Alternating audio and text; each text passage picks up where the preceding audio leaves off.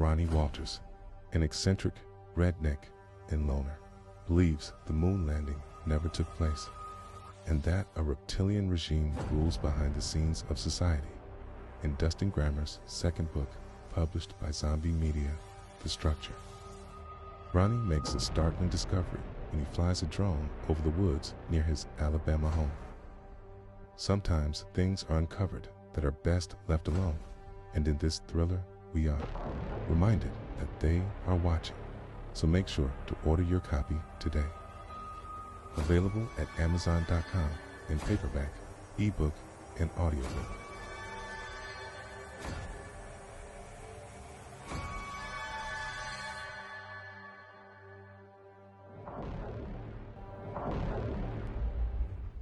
The borders of space and time have opened once again, and transmitting from the mountains of West Virginia, it's time once again for Let's Find Out with Diego. The universe is waiting for you.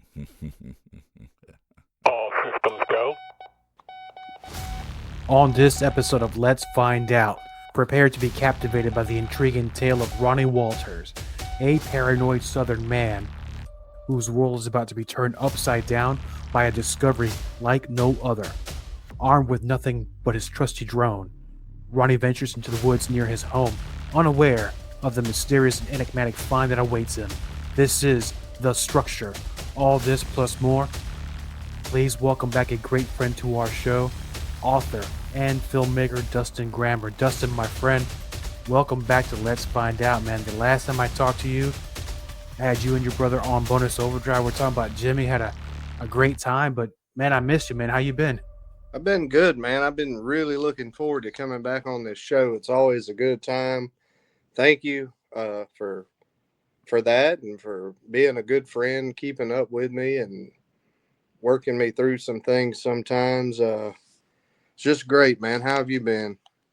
I'm good, man. You know, same with you. It's one of those, I think we text each other every other day and say, what are you working on? Well, I'm doing this. What are you working on? Yeah. So we kind of inspire each other to do better or actually get these projects in motion. And then finally, when the end product comes, we're always each other's biggest supporter. And, you know, and that's the beauty of this, because the way you and I met, it was through Thomas Markham, through Zombie Media, which published both your books and published my book.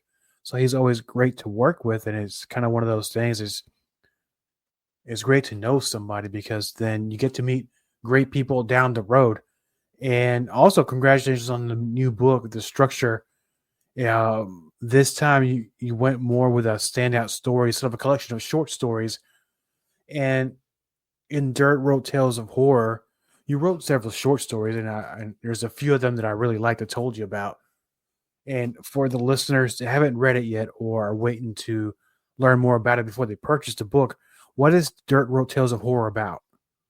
Dirt Road Tales of Horror was 19 horror short stories based in the southeastern United States. It's sort of like The Structure. That's another southern-based story. It's kind of the genre I've been going with because, you know, I've talked to you. It's probably on one of your previous episodes about if I was ever going to do audio work with it, that because of my accent and all, and just, you know, write what you know. So I've kept a lot of it in the Southeast. So it's just horror stories, 19 of them. They cover a bunch of different topics, cryptids, some ghosts, murderers, things like that. It kind of, I wanted to keep things fresh, so I didn't just repeat, you know, themes too much there. And with these stories, and I know one of them was kind of based on an experience both you and your wife had during that. Was it a camping trip or on vacation? Oh yeah, it was. So our anniversary was coming up, and sometimes we'll take trips. Well, I think work just had me so beat down at the time, doing something new. You know, I changed positions or whatever. So the trip we were going to take that year was, let's keep it simple. We're going to drive like 2 hours, you know, no long drives, no flights, nothing like that. So We picked a nice little secluded part of Alabama and rented a cabin off Airbnb and drove there. So the story in Dirt Road Tales of Horror was actually the one that's called Dead Flowers, and they're obviously it's not 100% accurate to the trip because nothing really awful happened like it does in the story, but there were little nuances, little features that happened in real life, like getting to the cabin in the pitch black night. You know, we got there kind of late, and there's no light around, so we couldn't see the surrounding area. And we finally unpacked, and we're kind of unwinding on the back porch, and there's a barn nearby with this light that keeps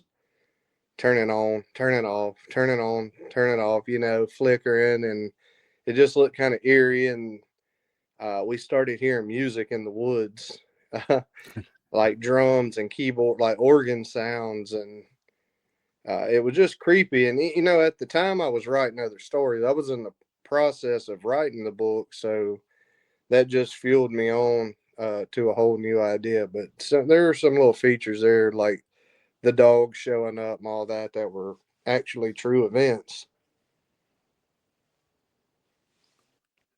And a lot of the stories in Dirt Road Tales, it kind of shifts a little bit. You think it's going to go one way, it goes the other way. And not all of them are a happy ending. I don't want to give away anything about the book. So that style of writing, because, you know, I do like some horror movies. I know you love horror movies too, but you made it to where it's not so graphic or gory. Was that the purpose? It was the purpose. Yeah, I'm not a big I guess I don't get excited with gore and just grotesque like nastiness. I like I'm more of a classics guy. I like to read you know, like I wrote this story, you know, I write these stories, but I like to read classics. I like compilations, anthologies of short stories. I actually just finished reading Cycle of the Werewolf earlier today. You know, Stephen King, and where Silver Bullet is based off of. It's a short little read, and I'd rather just I like storytelling. I want to tell a good story, but I don't want to tell it at the expense of just being over the top gory. You know, just being gross about it. I want to be entertaining with storytelling, and I like to try to impose the scenery and the mood and feeling, the setting into my writing the best that I can. And it showed very well your style as, you know, as it evolves, because they were talking about the structure, and I knew that there was a point, there was a small break in between, and I might be mistaken though, because from our previous conversations through Messenger, I think you were getting rid about you were going to write a second book, and you did, but the second book was going to be a compilation of more stories, but something stood out to where one story in that book eventually was a standalone, which was the structure. Is that how it kind of went? It was when I finished the first book, and I was going around trying to sell it. And, you know, I'd never written a book before. It was a lot of fun. It was a blast. It was something I've always wanted to do, but it was all new territory, you know. And you know that too. You've just written a book, and I really enjoyed it too. And I'd like to Thank you. mention some things about that later, or ask you some questions, or talk about yours a little bit, because I think you're a good writer, and I like the way you presented your stories, and they were true. They actually happened to you. But the structure, it was kind of a struggle at first. What the point I was getting to was I just finished a work. I'd never done that before. It really takes it out of you a little bit because you really put yourself into you know, the work there. And I had all these ideas to do the second book, and it be in the similar vein of Dirt Road Tales of Horror, obviously with a different time. You know, Dirt Road Tales of Horror starts out with the trucker picking up the hitchhiker, and he essentially tells all the stories on a road trip. Well, my next book was going to be similar, but different, very different. So what happened was I started writing some of them. I completed one short story, but I would get so far into it, stop, because I wanted to think about some things, or I'd have a fresh new idea and want to jump on it while the iron was hot. So I had all these pieces out there, and one Sunday afternoon, I sat down to write the structure. Well, what is now the structure was basically this redneck guy who he's he's a little eccentric. He likes conspiracy theories. He'd really like your show. listen Yeah. listen to the kind of stuff we do, and he buys a drone and goes from there. So I started typing that up, and I got really into it, and the pieces just kept coming together to the point that I got to a crossroads where I'm either going to have to abruptly bring this to an end within the next like 8 to 10 pages, or I can keep taking this route. I want to go let this story breathe, but it's going to have to, it would not fit in my new short story compilation book. So I went with the slightly longer route and just made it its own work, because I think to finish the story and do it justice, it was going to take far more pages than 30 or 40 pages to get it done. And because I know that you have your own drone, you've flown a drone in the past, or you still flying the drone around? Yeah, I get it out every once in a while. It doesn't snow much here, but back in I don't know if it was January. I think it's January, February. We had a snowy, icy day, and I've gotten it out and I've flown it around. Before a thunderstorm, and I'll get little scenes here and there. Because in the beginning, I was trying to do another documentary or whatever, but I've since moved on to books. But I do still fly the drone, and that's kind of where that idea came from, mixed in with some real life scenarios that led to the structure, the ideas behind it. That's kind of what I thought, because I could picture myself if I'm flying the drone and I'm thinking, well, let me fly it over here. Who knows what you'll find? Is there something there? What am I going to capture? Could be something, could be nothing. Henceforth, going into the story with Ronnie Walters, where a troubled man, with a very, I like to say, heart-wrenching past, with some experiences that he'd had with his daughter. And I don't want to give away too much on the book, but that really kind of hit hard when I was reading the book. And suddenly he finds something in the woods, a structure. So I'm thinking, man, I could only imagine if that were me, which is one of the great things about the book, Dustin, is because as I'm reading it, I'm trying to picture myself being Ronnie. And it's like, how would I react if I found something in the woods, man? That was some real good stuff right there, man. Yeah, thank you. Yeah, I was trying to relate that, Ronnie, like I'm a husband and a father, I have kids. So there were some elements there that really added some depth to the character, I felt like, or what I was trying to do. Because uh, some of his stuff appealed to me, my feelings a little bit, even though I was the writer, the author of the works of the work. The other thing is, it's maybe not as clearly defined that Ronnie's a little bit of a mess here and there, and maybe he doesn't seem like the most. At times in the book, maybe he comes across as not the most mentally stable or intelligent person, but it's unwritten that he wasn't always that way. It just things in his life molded him to the point to where he was when the story picks up. And as far as the drone goes, it was things I've thought of before, like from being a kid, because I've always lived in the woods. We talked about Jimmy and all that with my brother and how some of those adventures would go. But, we'd have these gas wells and stuff around here, and you'd hear alarms and beeps. And as a kid with an imagination, right at dusk, right before it got dark, you'd imagine, what if there's a building out here and these beeps and buzzes are functions of this, for a better lack of a better term, I guess, structure. They're in this woods, and what if they're doing stuff? Or letting out these little zombie guys or something. And I'm saying these things, it's not spoiling the story at all. So I'm not going to give away spoilers, but these were thoughts as a kid. And that kind of culminated later in life into this story and actually having a drone and seeing how that works and operates. And while we're on the subject of drones, how hard it is to fly those things? I have bought a couple cheaper ones before and had terrible luck with them.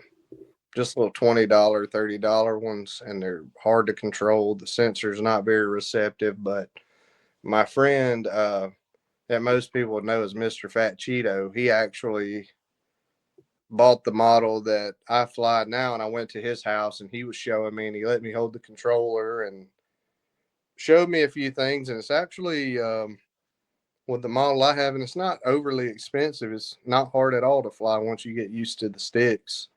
And, you know, it's got a little roller where you can pan the camera up and down, and 3 different modes. There's a cinema and I think a regular and a sport mode that controls your speed. It's fun. It's not really that complicated. If you play video games, you definitely have no trouble with it. Yeah.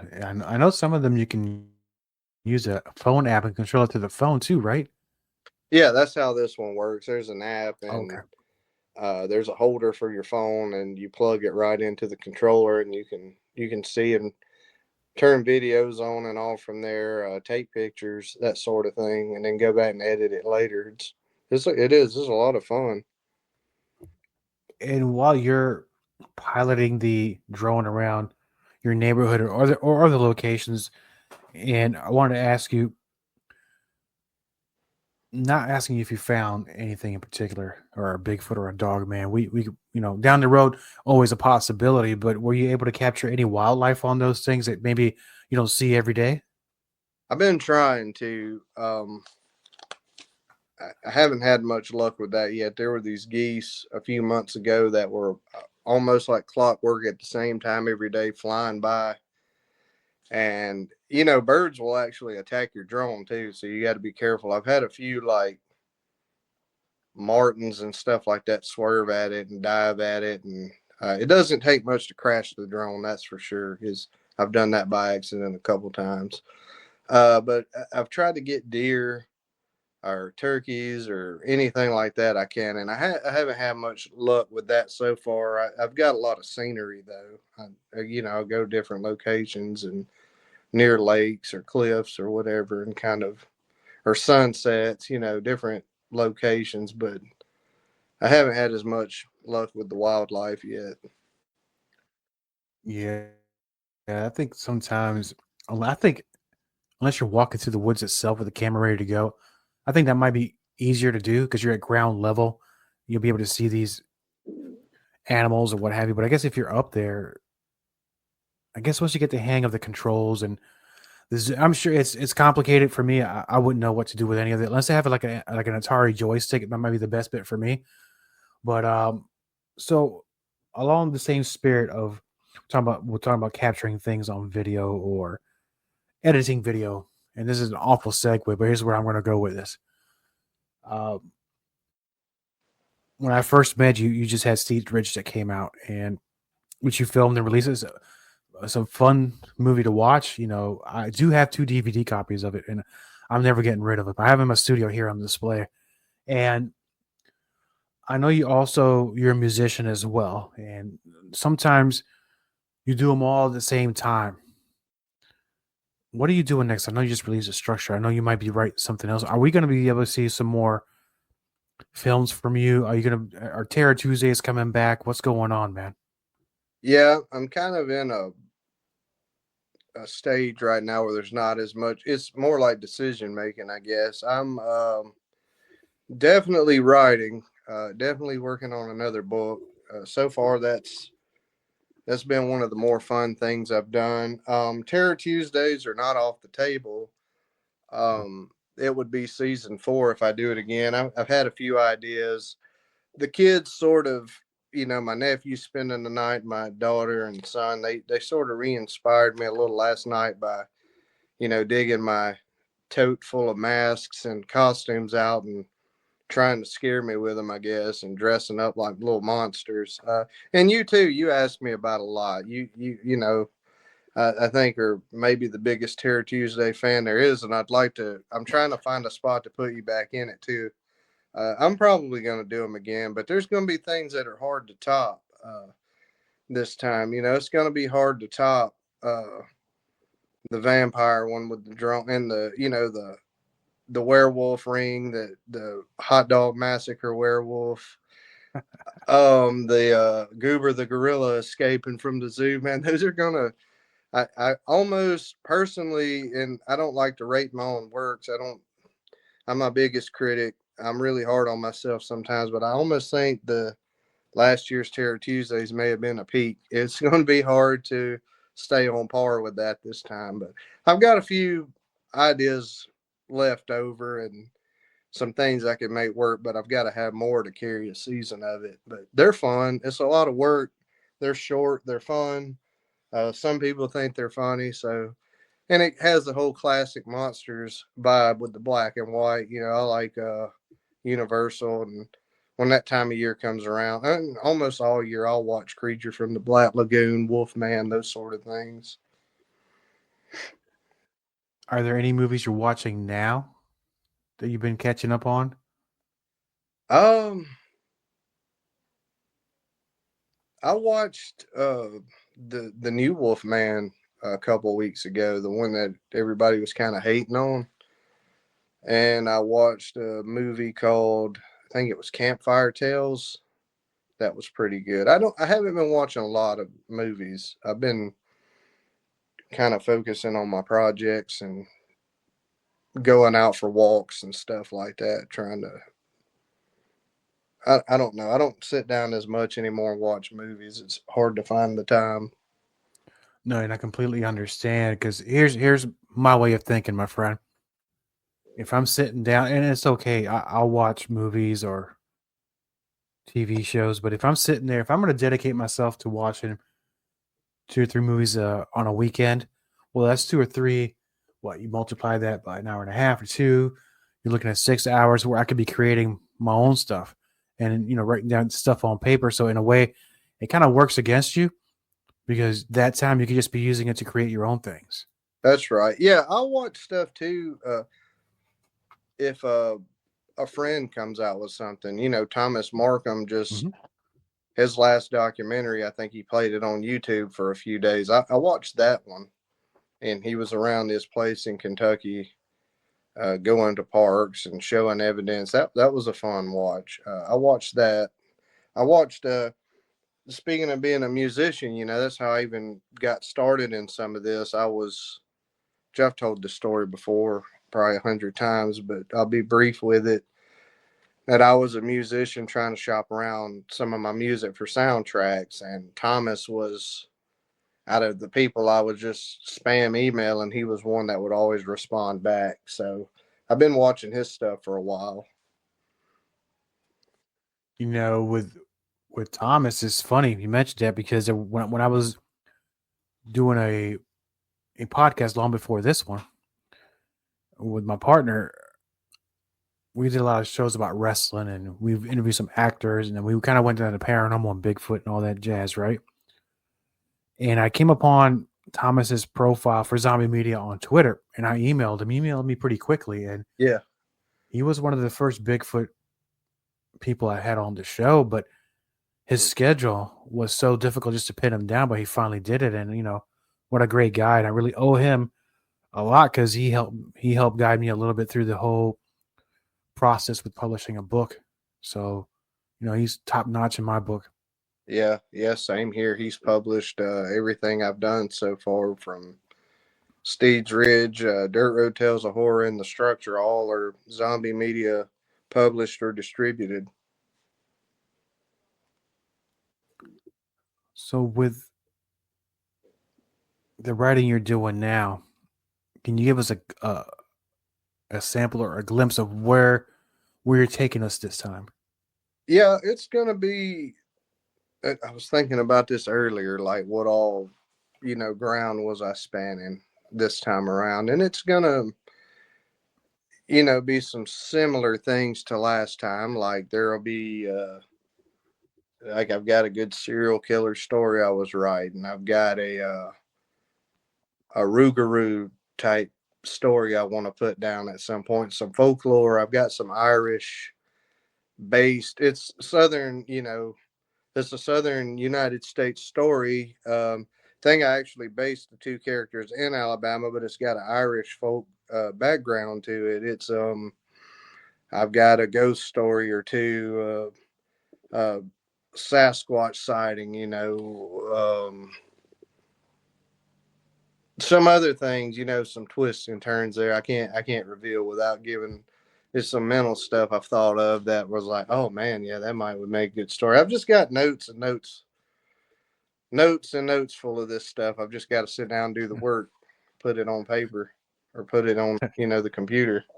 I'm the same way. In fact, if you were to open my wallet, it's full of, well, no money in it, but it's full of receipts, gas receipts, and sticky notes where I get from work, from ideas of things I want to cover or maybe right down the road. And it's all about them notes. When those thoughts come to your mind, write them down, because if you don't, just like a dream, you're gonna forget it. And we were talking about Dirt Road Tales of Horror, and then we're talking about the structure, and then we're talking about cryptids or ghost stories. And I heard you tell one story. I don't know if you told it on a prior show here or not, but you have experience with the paranormal, but it's not in your home from what I understand, but somewhere where you work, correct? Yeah, that's correct. And I'm actually back there. I still work there.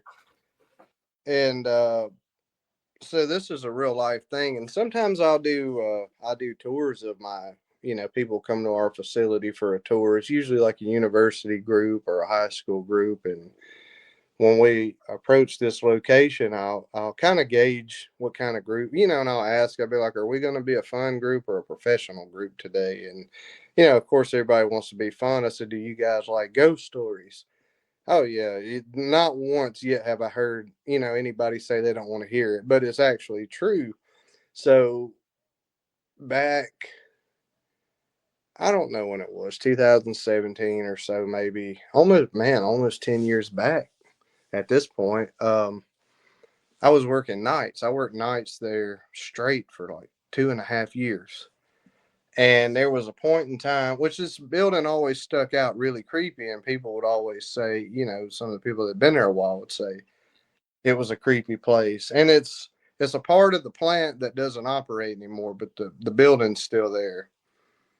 And I would notice at night, I got to a point where I would get out and walk around the place a lot. And, I was doing my job, but it was a little, getting some steps in instead of hopping in a cart and driving. And late nights passing through there. And we had bright flashlights and all that. No one's supposed to be in the facility at night. There's just a couple of us there. I would start to walk past this building, and of all things, it's the buildings. Some of the buildings have numbers on them. This one happens to be building number 13. And when you go by there, it's not one of the bigger buildings, but it's just kind of out there on the end. And it's dark in there. And when you go by, it's, you get a feeling sometimes like you're being watched, like somebody's hanging out just watching you. But if you go look in there, it's just old equipment that doesn't run anymore. Because I've gone in there a few times and looked around just trying to get over. This is when I first started. It really had me creeped out. I would take alternate routes. I just wouldn't go near it. And I got to a point where I just had gotten over, I guess you get just used, accustomed to things that I just pass it by. Well, I started noticing sometimes late at night when I pass this building, I'd smell cigar smoke. Obvious, like not faint. It was, man, somebody smoking a cigar out here. So I turned my bright, like I said, I had a bright flashlight. I didn't take off running. I'm looking because this needs to make sense for me. I'm not afraid, but it's illogical. This doesn't make sense. No one's here. So someone has to be here because I'm smelling smoke. So looking around, look in the building, look behind corner, you're like a full out search, can't find anybody. Well, this happens more than once. And there was an operator, there was a woman who would come in and work a certain facility about 4 o'clock in the morning. And it was a good time for me. My shift usually ended around 7. Sometimes I'd go have coffee and we'd talk, or I'd, drive dump trucks or something, help get the day started out, speed things up for her. And one day we're just hanging out talking, and sometimes she'd tell old stories of times past when so and so was here, they did this, and there was a guy here one time that did this, or there's drama. There was a fight or a divorce.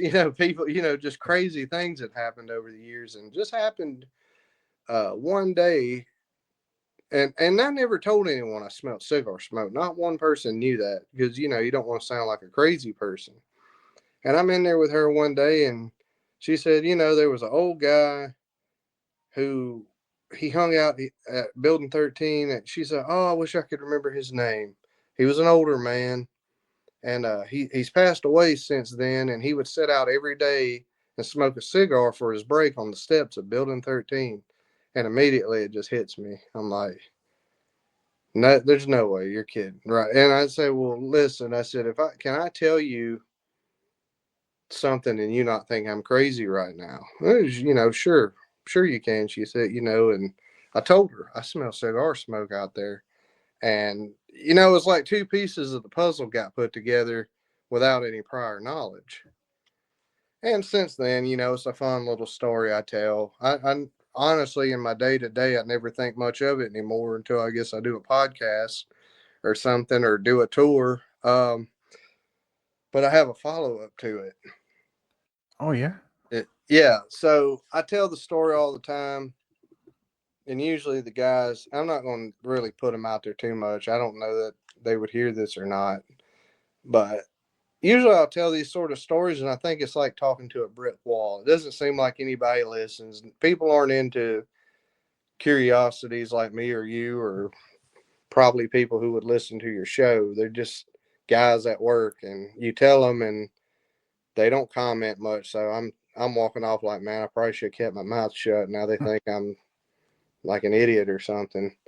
Well, apparently this story has resonated through the staff, like all the people who are back there now, because we have newer guys, we have some younger guys that work there. And just recently, one of the younger guys, he's like 19 years old, he was like, hey Dustin, the building that you tell everybody is haunted, and it's a room full of guys that I kind of start to smile a bit, because I'm like, am I finna get embarrassed? Oh God, don't, are we going to bring this up in front of everybody? And I'm like, yeah, building 13.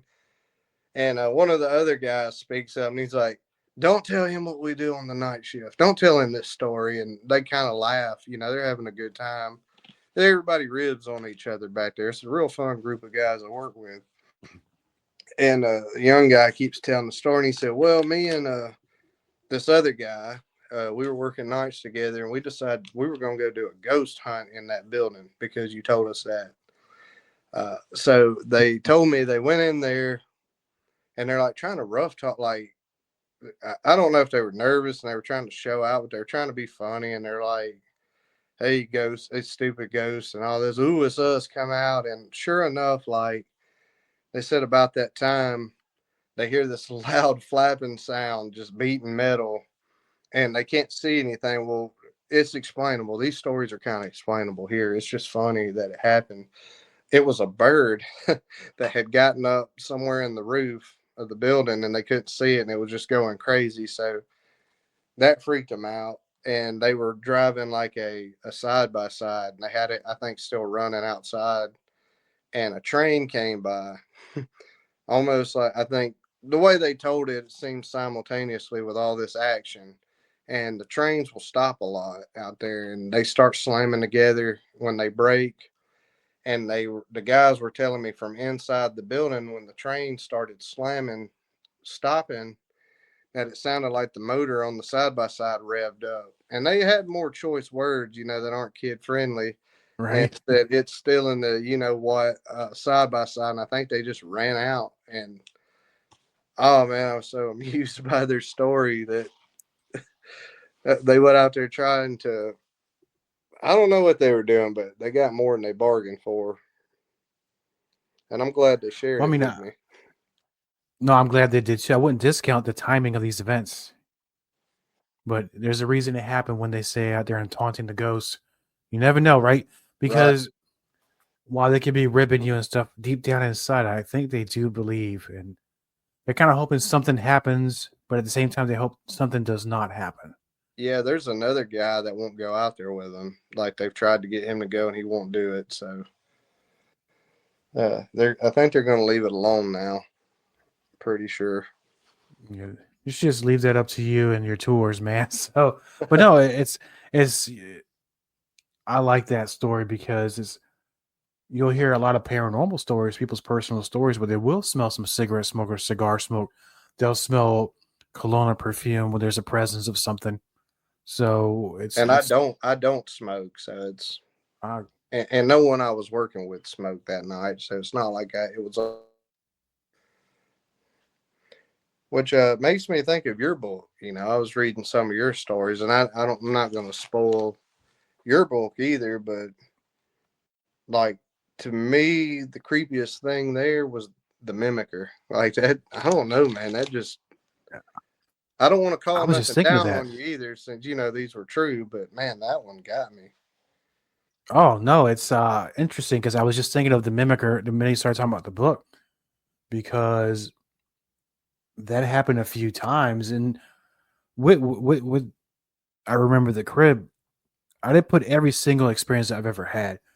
I put the ones that stood out the most in my mind that I've never really stopped thinking about. Especially now when Let's Find Out started, the memory started flowing again, and you're the first one I'm telling this. Just the other day, not exactly the mimicker, but and I think in one of the books where I talk about, let's say, I'm in the living room and I feel like my wife is there. I see the shadow, I see the outline in the corner of my eye, see it walk through, and then she comes by. My wife the other day, I go, weren't you just over there in that room? I just saw you walk. She goes, no, I've been in the back in the room the whole time. What are you talking about? And she starts getting that look in her face. I go, please tell them to stop. I don't, not tonight, right? So it's while it's not an everyday thing, it happens every once in a while. And yeah, the mimicker, that was a good one.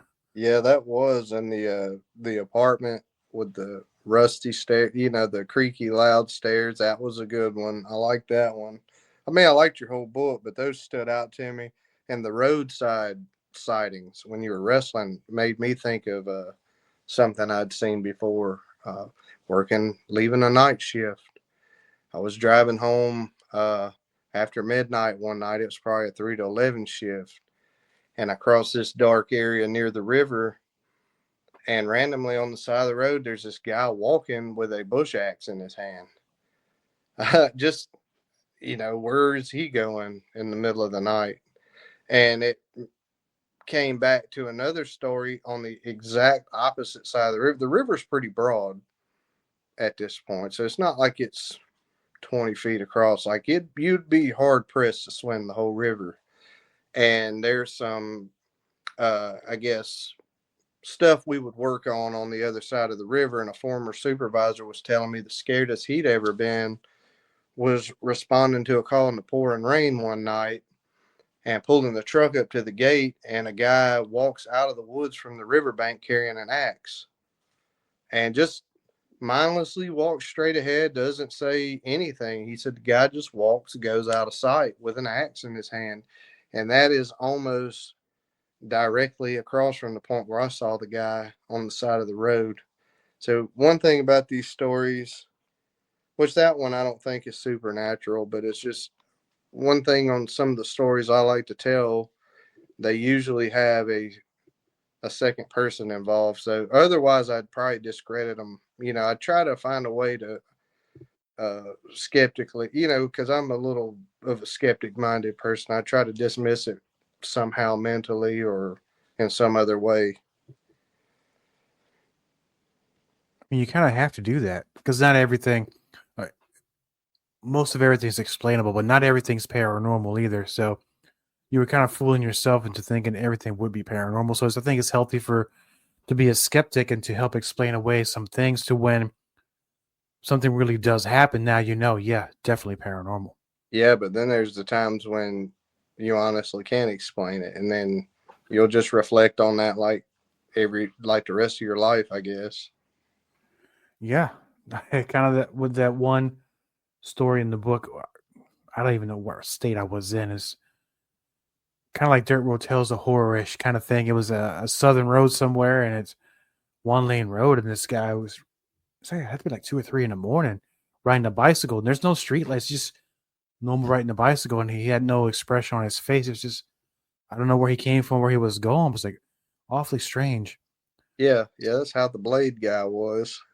The axe man, he no expression, just walking with an axe. Or, when I saw him, he had like a bush axe, but wasn't like a full out axe. But Still abnormal. I'd be terrified because you never know. Yeah, I sped up. Like, of course, the accelerator went down. Oh no, definitely it would have to, my friend. And now we get to the part of the show where, normally I ask you a lot of questions about, we're talking about hard rock or heavy metal or something, and Dio over Ozzy or Eddie Van Halen or Yngwie Malmsteen. So I'm doing something a little bit different today, only because I couldn't come up with so many of the questions for the hard rock part. So they would beat that one to death. So I'm going a little bit different because you're a horror. Are these going to be easier or more difficult? Because you beat me down pretty good with some of them, this guy or this guy choices. And then the first time I was ever on your show, maybe we disagreed. Was it 2 out of 3? Or I was like, man, this guy's going to kick me out of his show forever because we do not agree on this music stuff. Oh no, my friend. It's a little lighthearted. This one, it's influenced by horror movies. So you're a horror movie guy, and these are from, I'm not going to say they're classic horror movie guys, but they are legendary in its own way. And one of them is, so I'm going to start right now. Okay. And then, of course, you'll get to answer first. Jason versus Mike Myers. Who do you got? Oh man, so you started out like you swung for the fences on the first question.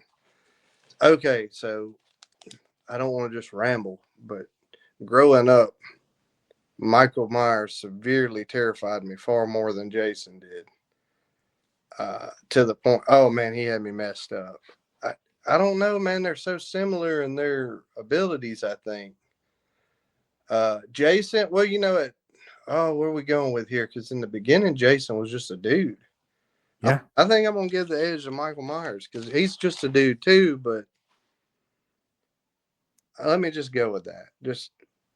I'm going to go with Michael Myers. You go with Michael Myers, and I'll give you my answer. And I understand Jason started off as a dude, but then later down the road became more of a supernatural figure. And I guess if I would have been a smarter person and calculated the question a little bit better, maybe Jason became supernatural against Michael Myers. But I'm going to go with Jason on this one, man.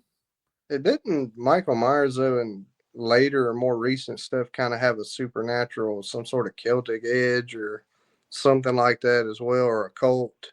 I haven't seen any of the more recent stuff. I did, and some people didn't really like that last movie. I found it enjoyable. It's fine, but okay. So you and I, we're not good on the first one. We're good. That's fine. It's healthy. So I'm gonna go with the second one here. I don't even know why I came up with this question. Freddy versus Dracula. Oh my gosh. Man, first off, back on question 1, I like both Jason and Michael Myers. Those are, out of the slasher guys, those are probably my 2 favorite. Freddy versus Dracula. I'm going to go with Dracula. Not like fancy dandy universal Dracula, like actual lore based Dracula, I think could pull that off. He's got a lot more magic and power if you read the rest of it. I'm going with Dracula as well. Ah, so we agree. Yes. And then the last question. Actually, going back to the whole Dracula thing, you ever see the late 90s, the Batman? I think it was late 90s, early 2000s, where they had Batman versus Dracula. That was a pretty cool little thing they did there. No, I didn't see that. Yeah, we'll talk offline about it. It's very entertaining. I think you'll like it the way they did it. And then here's one more for, I guess, more of the modern ones, but these guys are already kind of old by this point. The Jeepers Creepers guy versus Pinhead. I don't know much about Pinhead. I've never watched the Hellraiser movie. I'm a horror guy, sort. I don't watch much horror, really. So I haven't seen those.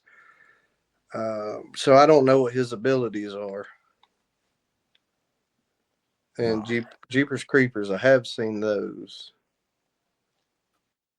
So I don't know about that one. I thought if you were going to compare like Creature from the Black Lagoon or something like that, I'm literally wearing Creature from the Black Lagoon socks right now. So I was scared you were going to make me like go against my own apparel. Oh no. Well, with this one, we're gonna look at it as a foul ball on this one. I would have had Pinhead because it's if you look into the whole Hellraiser thing, this guy would probably beat his ass pretty badly. All right. Yeah, well, now I'm going to have to go see one of those. And there's probably people listening to this just screaming like, what the heck, dude? Are you serious? Boo. Yeah. Well, they're probably booing me for the ridiculous questions, but no it's a lot of fun. And yeah, those were great questions. That is a lot of fun. I don't have anything on that one. And I saved that one because that would have been the hardest. I think that would have been the hardest one just for any. Yeah, and Adam always, he'll ask. And that's the other thing, historically haunted booking. We're both tied in with Adam Began and that, and he keeps up with us really well. But I know he always asks, Stephen King questions. What's your favorite Stephen King and all that? So. All right. Well, in the spirit of Adam Began, what is your favorite Stephen King movie? Okay, favorite Stephen King movie. It's probably Silver Bullet. Bingo. I'm with you. Well made. I love that movie. Yeah, me and my kids watch that anytime. If my wife's out of town or something, it's just us at the house. About once or twice a year, we'll get together. And really, it's not necessarily like the best movie for young kids. The first time we watched it, I'd probably been really young or a kid the last time I saw it, and it scared the freaking crap out of them. They all slept, we all slept in the same bed that night. No, I understand. I know why he would. Okay, so now I got a fourth question. It's way out of left field, and I think you'll enjoy this question. Going back to something you told me earlier, the guy that was randomly saw around town with the hatchet, or what was it, the axe? Yeah, it was an axe, like a full-out axe, what the other guy saw him with. All right. That random guy from the woods with the axe, or Jimmy? Oh, man, Jimmy. Jimmy's back, too, by the way. Jimmy there have been Jimmy sightings recently. I think me and my brother told you this. It's like every time he's gone or he gets arrested and they're like, oh man, he's gone. Like he comes back. And then it's just a matter of time until someone's driving the back road up here and there he is. It's like Bigfoot. You just see this tall, slender guy. And, I think it was my sister-in-law. She thought she saw him, but he's aged. And sure enough, I asked, and everybody's like, yeah, he's back up here walking around. And I think this is something that I think 20, 30 years down the road, people are going to be saying these kind of stories. They're going to say, well, I think I saw Jimmy. Well, let me add this really quick. Yeah. I haven't seen the guy with the axe anymore, but I still see Jivvy. So Point well taken. No, bingo, Kino, you got that one. I'm wearing. Nobody will be able to see this. But I'm wearing my Jimmy's gonna get you T-shirt that you sent me. I love this shirt. My wife saw it. She was laughing. She goes, "I can't believe you guys." I go, "No, this is a real thing." yeah, I mean that was we got off of your podcast, man. That just stuck with me and my brother. You know, Jimmy's gonna get you, and we grew up that way. But it was your idea. You were like, man, I think I'm gonna have a shirt made, and I just happened to have that image. I knew, you know, because I know what he looks like. I'm like, dude, this looks just like him. There's no way I can't use this image and send you a shirt. Well, in a sense, actually, if we go back to an origin story with Jimmy, how I heard about it, it was through when your brother had a podcast and him and his partner were sometime he was talking about you and him on that road, and I think the motor stalled. What was it like not a It was a go-kart. We had a go-kart and it just stalled out on us. And I got out to and that's pull the cord and crank it up. And he, you know, rounded the bend in the dirt road there and was coming up on us. and I was listening to that episode at work and I was just laughing. I was like, man, I hope they don't hear me because I'm supposed to be working, and I was, but I like to listen to podcasts in the background. I was like, I need to know more about this. And then, you know, you guys were great sports, and we're on Bonus Overdrive Wednesday. You got to talk about the story. And here's an easy question, my friend. For the listeners of Let's Find Out that want to learn more about Dirt Road Tales of Horror and your new book, The Structure, where can they go find out? It's on Amazon.com. So you can get it on Amazon.com in paperback, ebook, or audiobook. And if you get it, I really appreciate it. Thank you. Yeah, no problem there. I'll put the links in the show description, and I really appreciate you coming back on the show and talk about not only giving me the update on Jimmy, because I've been waiting on that one, but, you know, talking about The Structure. And I know you got more books in you, man, and I'd love to have you back in later this year because I know you'll probably have one out by the end of the year. So we're going to bring you back and talk about that. Yeah, I'm planning on it hopefully before the Halloween season. So if I can get my butt up and go to work on it, maybe I can knock it out by August. And, you know, The Structure, I know you're trying to end the show, but The Structure was actually based off of a true event in a way. Without, it won't spoil it to tell it, but I was in the Navy at one point and saw a building one time that didn't make sense to me. And I'm not going to say where or anything like that, but from the outside, it held every appearance of being fully abandoned from the 40s. And, you know, I could really elaborate on how I ended up there by riding in the back of a van and all that, which was dumb looking back. You get in the back of a van for a work detail with a guy in civilian clothes. And we go in this building, take one of those old elevators with like the accordion doors that shut, not even like a metal door, and go into a fully operational facility with closed doors and high-ranking like officers walking around with the lights on. And the entire time I'm in this location, I watch this place because, you know, we're doing our PT in the evening, jogging by, and I'm always eyeballing this place. And there's never cars in the parking lot. I think there was always one old car in the parking lot that never moved. No lights on. This place is just sitting there like a building 13, just a forgotten part of a former facility. And just stuff like that stuck with me, you know, and that doesn't spoil the structure and what actually ends up happening at all. But that's where some of the inspiration came from. And I probably should have talked about that way earlier before you were trying to close your show out, but I'll get that in real quick. No, that's fine. That's why I think the stories work, personal experiences, and you just kind of just expand from there and create its own little universe out of it. So that's pretty cool, man. So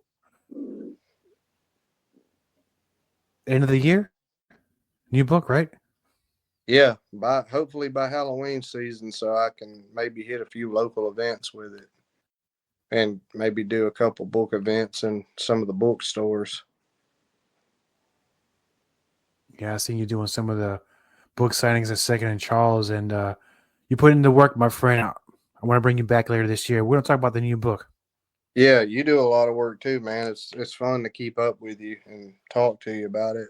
You inspire me to get up and get to work some days. I don't know how you find the time sometimes with your hands full like it is. And you've got one coming, right? Another book. Yeah, currently it's sitting in my hard drive, but I got to finish one of the chapters, and I found a whole mess of other things to talk about and write about. One about actually, I think I found a whole thing about that squirrel. Okay. Oh man, yeah, that guy. Oh Yeah, he gave him a hard time. So Man, I hope I didn't just out like your secret project or anything. I wouldn't.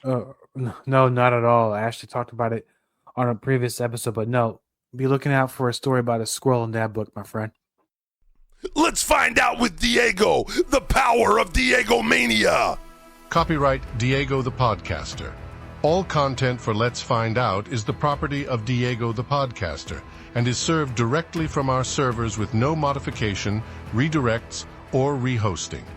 All celebrity impersonators are paid performers. The impersonated celebrities do not endorse or promote any views or opinions expressed by our guests, Diego the Podcaster, or Let's Find Out. The information shared on Let's Find Out with Diego is provided on an as-is basis, with no guarantees of completeness, accuracy, usefulness, or timeliness.